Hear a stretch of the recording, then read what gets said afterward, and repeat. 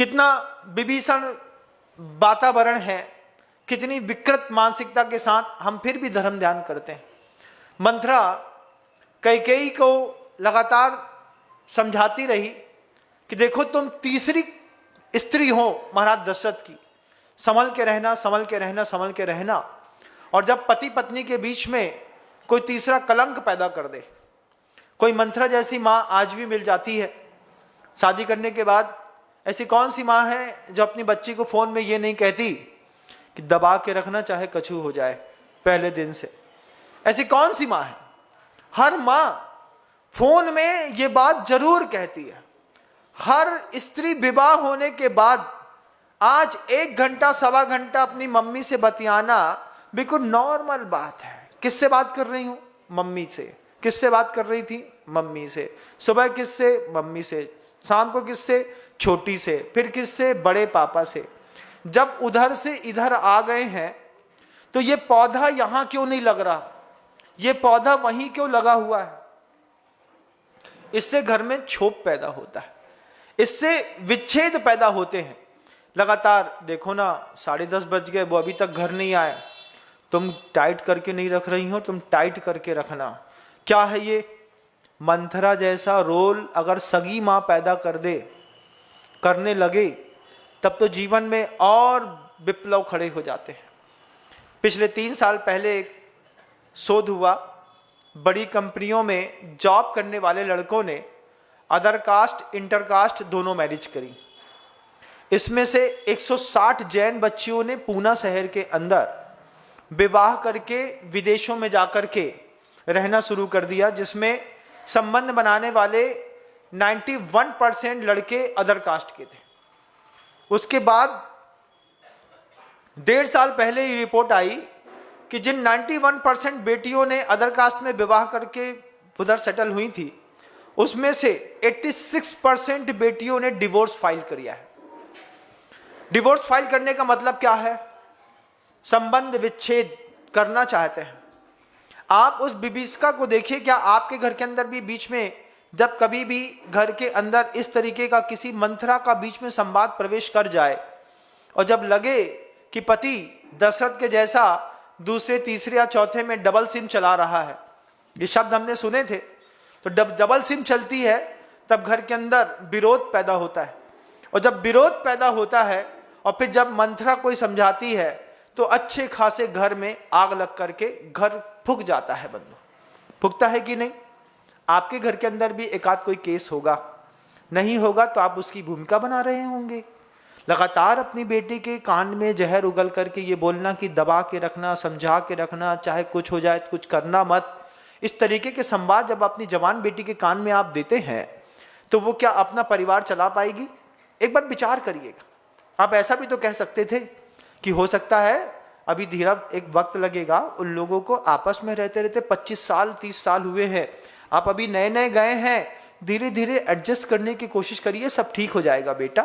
ऐसा तो ना बोल करके, ये शब्द तो बोलते हैं ना, दबा के रखना पति को, चाहे कुछ हो जाए, अंगूठा के नीचे। फिर चाहे उसके तरीके 1000 होते हैं, चाहे आंसू गिरा करके, चाहे तेज बोल करके, चाहे रो करके, चाहे रूठ करके, लेकिन अंडर कंट्रोल में करने से वो आदमी भी सोचता है। मैं नागपुर में था तो एक घर में विवाद हुआ करता था बहुत ज्यादा वाला। तो लड़का हमसे हमेशा कहता था, महाराज जब तक शादी नहीं हुई थी लगता नहीं था मेरी माँ ऐसी है, शादी के बाद अचानक माँ कैसे बदल गई? हमने कहा माँ नहीं बदल गई, तुम्हारी देखने की दृष्टि बदल गई। और घटना तुम्हारी बहू और तुम्हारी माँ के बीच में नहीं है, इन 3 के बीच में एक और आदमी है अदृश्य रूप से, जो दिखाई नहीं दे रहा है और घर बर्बाद करने में लगा। ये तो सफलता है। साधुवाद देता हूं उन परिवारों को, उन गृहस्थ दाम्पत्य जीवन जीने वाले लोगों को जिन्होंने अपनी पत्नी के साथ जिंदगी की एक लंबी पारी खेली है और लंबी पारी खेल करके एक दूसरे का विश्वास जीता है। लेकिन आज जो वर्तमान स्थिति है, उस वर्तमान स्थिति में हम घबराए हुए रहते हैं कि शादी करने के बाद चलेगी कि नहीं चलेगी। दिल धक धक करता है, कब तक? बोले जब तक 9 साल ना गुजर जाए। अभी इंदौर शहर में रिसेंटली एक केस देख करके आया था। 18 साल के सामने रहने वाले संबंध के बाद महिला ने पुरुष से तलाक ले लिया बड़ी उम्र में। तलाक लेकर के क्या कहती है, मुझे अपनी हसरतें पूरी करनी है, मुझे अपनी जिंदगी जीनी है। पति के साथ भी जी सकते थे, लेकिन पता नहीं हसरतों में किसने ऐसी हसरतें भरी हैं। आप सीरियल देखते हैं, लगातार इस तरीके का आपको मोटिवेशन मिलता है। आपको लगातार इस तरीके की सीरियल देखने पर आपके परिवार की महिलाएं भी, अच्छे हैं वो लोग जिनके घर में दूरदर्शन का एक आता होगा, पहले जी सिनेमा आता था, जियो एक और टीवी आती थी, 2-3 चैनल चलते थे, 4 चैनल चलते थे। सोनी देखता था मैं, उसमें अच्छी अच्छी पिक्चर आती थी। फिर बाद में पता चला कि उस पैसे लगने लगे, तो पिताजी ने उसको कट करवा दिया। बुरा तो बहुत लगा कि अपने पास पैसे हैं, 32 रुपए लगते थे उस टाइम में, बस हो गया। इतने में 1.5 महीने तक अच्छी रोज पिक्चर देखो, सुबह शाम दिन रात। लेकिन आज सोचता हूं अच्छा हुआ पिता ने उस समय कट करवा दिया, बच गए। नहीं अगर तो वही टीवी देख रहे होते, भूत सवार होता, दिमाग कहीं का कहीं। भूसा भरने में टाइम कितना लगता दिमाग में, थोड़ी सी बात पे तो भूसा भर जाता है। यहाँ पे अच्छी चीज निकल करके बाहर फेंक जाती है, भूसा दिमाग के अंदर घुस जाता है। कैकेयी के दिमाग में भूसा घुर गया। उस जीत पर जब महाराज दशरथ को कैकेयी पर अटूट विश्वास था, उस अटूट विश्वास की स्थिति पर महाराज दशरथ ने कैकेयी को 2 वरदान दिए थे। जीवन में यथेष्ट जो मांगोगी तुमको दिया। उस वक्त भी कैकेयी ने कोई चालबाजी के साथ नहीं, समर्पण भाव के साथ ये बात कही थी कि नाथ आप मुझे मिल गए, अब मुझे दुनिया में कुछ नहीं चाहिए। फिर भी अगर आप मुझे 2 वरदान देते हैं तो मैं इसे भविष्य के लिए सुरक्षित रखती हूं, लेकिन मुझे आपसे आपका प्रेम मिल रहा है, कुछ नहीं चाहिए। कैकेयी को कभी कुछ चाहिए ही नहीं था, लेकिन मंथरा ने दिमाग में चाहत पैदा करी।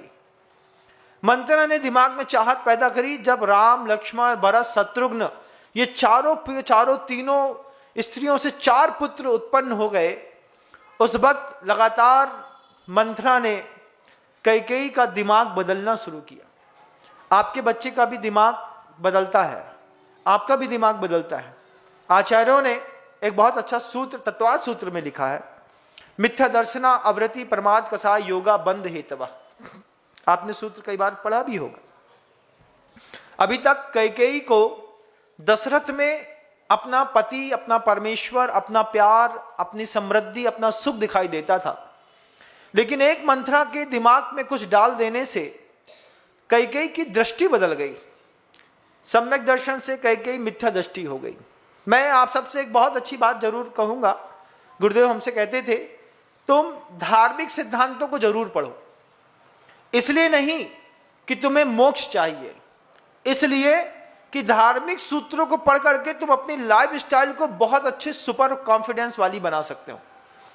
दुनिया में बंद का हेतु है मिथ्या दर्शन अवृति प्रमाद कसाय योगा बंद हेतवा। इसको मोक्ष मार्ग के साथ, कर्म के साथ, आश्रम के साथ, सम्यक दर्शन के साथ मत लगाओ। तुमको उसकी जरूरत भी नहीं है, मैं उसके बारे में बोलूंगा भी नहीं, क्योंकि तुमको संसार में रहने का मजा आ रहा है। तुम संसार में रहना चाहते हो, संसार छोड़ना ही नहीं चाहते। तुम्हारी धारणा में ये चीज नहीं है कि देह को छोड़ करके भी दुनिया में कभी सुख मिलता है। तुमको जो भी सुख चाहिए देह के साथ चाहिए। तुम इस संसार में रहते हुए इस सूत्र को सही ढंग से समझो, तुम्हारा संसार और सुंदर बनेगा। कैकेयी का दृष्टि विजन बदला, मिथ्या दर्शन आ गया। अब कैकेयी को लगने लगा कि 4 पुत्र में कौशल्या के राम हो गए हैं, अगर राम यहां रहेंगे तो मेरे भरत का क्या होगा। मोह कैसा खेल खेलता है, जहां कैकेयी को कौशल्या और सुमित्रा दोनों लगातार अपनी सगी बहन से ज्यादा चाहती थी, वहीं कैकेयी के दिमाग में आ गया कि राम राजा बनेंगे तो मेरे लड़के का क्या होगा। ये बात आप लोग भी सोचते होंगे। घर के अंदर इसी बात की चिंता से घर के अंदर दीवारें खिंचती हैं। दोनों भाई में बहुत अच्छा प्रेम, देवरानी जेठानी में बहुत अच्छा प्रेम, फिर धीरे से संतान की उत्पत्ति हो गई तो एक और नई दरार पैदा माँ के दिमाग में होती है। आगे चल के हमारी मोड़ी को भविष्य का हुई है, जे दुकान में तो लाला जी को पूरा अधिकार है, जय पूरी दुकान चलाते हैं, पैसा भी नहीं की तिजोरी में रखो जाते है। अब भैया हमारा लड़का भी तो बड़ो हुई है तो क्या करें, तो थोड़ा थोड़ा 20 कन्या जैसे बनाते थे ऐसे 20 पुरुष बनाना थोड़ा थोड़ा शुरू करते। सुनो, थोड़ी अपनी भी तो चिंता करो, हमारे पास कुछ नहीं है। अब कुछ नहीं है तो क्या चाहिए, 2 चूड़ी दिलवा दो, फिर एक कंगन दिलवा दो, फिर कुछ दिलवा दो।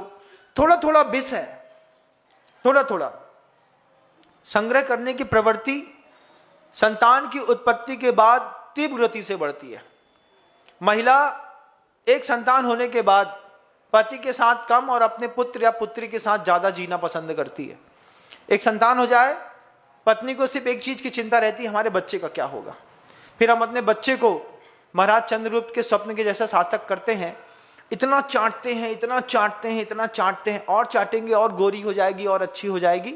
ज्यादा चाट चाट करके उसकी हड्डी मांस सब चाट जाते हैं। जय जय दोस्तों, अगर आपको मेरी वीडियो अच्छी लगती है तो प्लीज़ मेरे चैनल को लाइक शेयर सब्सक्राइब करिए और इसी तरह से अपना प्यार देते रहिए। धन्यवाद।